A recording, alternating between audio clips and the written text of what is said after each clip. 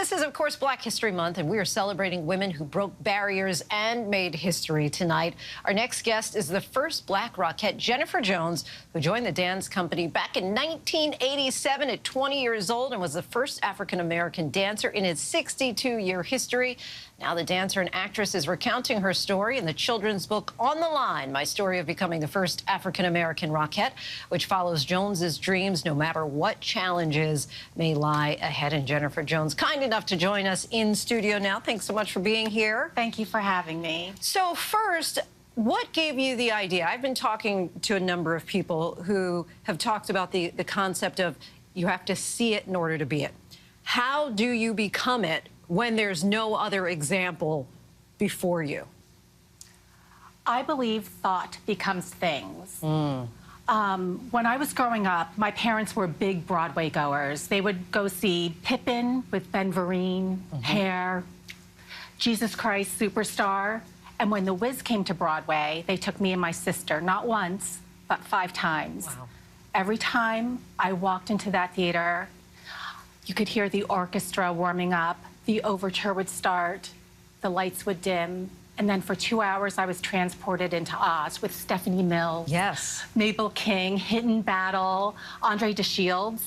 Then we would wait backstage, wait for the autographs, and on the way home I would look at the playbill and just be in awe and excitement, and I knew what they were doing on that stage, I wanted to do, and I wanted to walk out of that backstage door. So when I auditioned for the Rockettes, when I was offered the job, I not only got to do what I love to do, but I ushered in a whole new era, and a whole line of Black ladies can now stand on the Radio City Music Hall stage and say, I'm a Rockette. what was your experience like as the first? With change comes resistance. There were people who loved having me on the line, women who wanted to show me the Rockette technique, got fan mail all across America.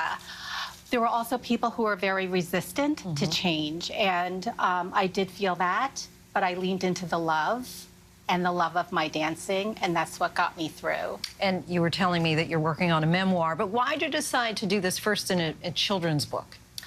I decided to do a children's book first because I thought it would be more empowering for children, our future generation that is coming up, that they need to know that what they love to do most in the world, that they're able to do. And hopefully when they read this book, the parents will foster that conversation. What do you love to do most in the world? And they'll do whatever that is, whether it's cooking, playing football, IT work. And tell us about your doll. You also have a limited edition dancing doll, Jen. I created a limited edition Dancing Jen doll, and hopefully that's a physical, something physical that the children can hold on to, and they can bring that throughout their day and remember that thoughts become things. They can do what they love to do, and no matter what challenges or setbacks that they may have, that this is a reminder that they can do anything. When you were 50 years old, you were diagnosed with stage 3 colon cancer. At that time, doctors said you only had 5 years to live. Now we are 5 years out from that. How are you? I'm doing well. I did 8 rounds of chemo. I never thought those words would ever come out of my mouth. I had surgery, and I'm 5 years cancer-free. I think what helped me get through that was a change in my thoughts, a change in my the way I was living my life. I wanted to give back more. I felt like I was kind of waiting in the wings for something to happen, things that I wanted to happen, but I had to really step forward and make those changes in my life.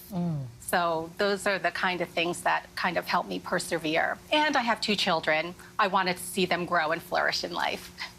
And talk to us about the organization that you have also found some support from as well.